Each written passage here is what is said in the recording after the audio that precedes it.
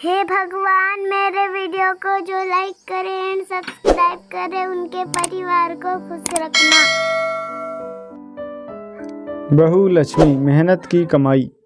मणिपुर में लोकड़ झील के तट पर एक टूटी फूटी झोपड़ी थी। उसमें तोमचा नामक एक वृद्ध व्यक्ति अपने 4 बेटों के साथ रहता था। तोमचा की पत्नी की सालों पहले मृत्यु हो चुकी थी। घर में कोई स्त्री नहीं थी जो घर की देखभाल कर सके। तोमचा के 4 बेटों को कोई काम नहीं आता था। वे पिता के साथ भीख मांगकर अपना जीवन यापन करते थे।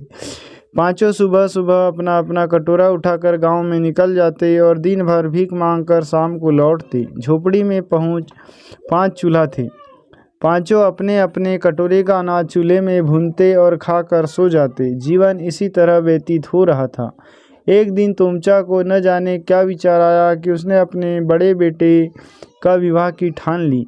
उसके लिए दुल्हन की खोज शुरू हुई, लेकिन भिखारी घर में कोई लड़की देना नहीं चाहता था। काफ़ी खोजबीन के बाद उन्हें एक लड़की मिली। नाम था तुम्बी। तुम्बी एक अनाथ लड़की थी जो माता पिता के गुजर जाने के बाद से अपने मामा के घर में रहा करती थी। मामा ने पीछा छुड़ाने के लिए उसका विवाह तोमचा के बड़े बेटे से करवा दिया। तुम्बी विवाह के बाद अपने ससुराल आई तो वहाँ का बुरा हाल देखकर अपना सिर पीट लिया।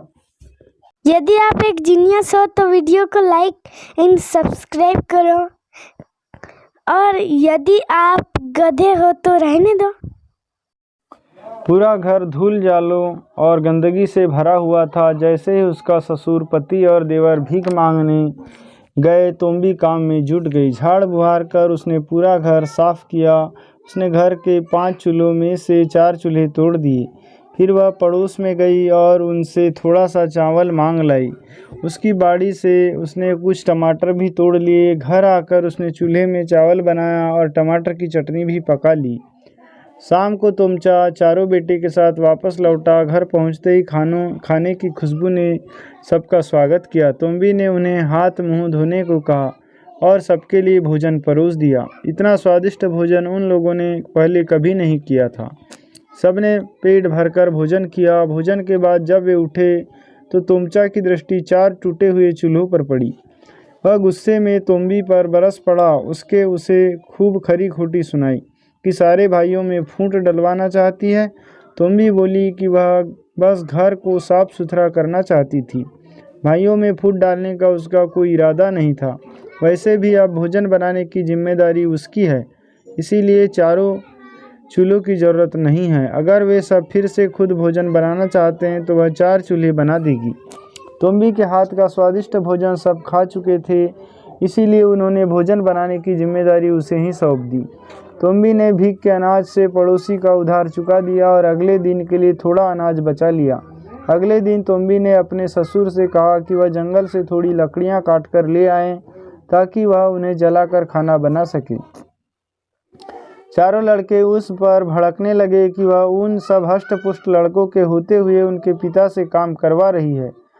वह तुम्बी बोली कि जब आप सब इतने हष्ट-पुष्ट है तो जंगल से लकड़ियां काटकर उसे बाजार में बेच क्यों नहीं आते। उस दिन 4 भाइयों ने जंगल से लकड़ियां काटी और उसे बाजार में बेच दिया। बदले में उन्हें पैसे मिले। अपनी मेहनत की कमाई देखकर वे सब बहुत खुश हुए। उन्होंने घर आकर पैसे तुम्बी को दिए। वह भी बहुत खुश हुई और उस दिन और स्वादिष्ट भोजन उन्हें खिलाया।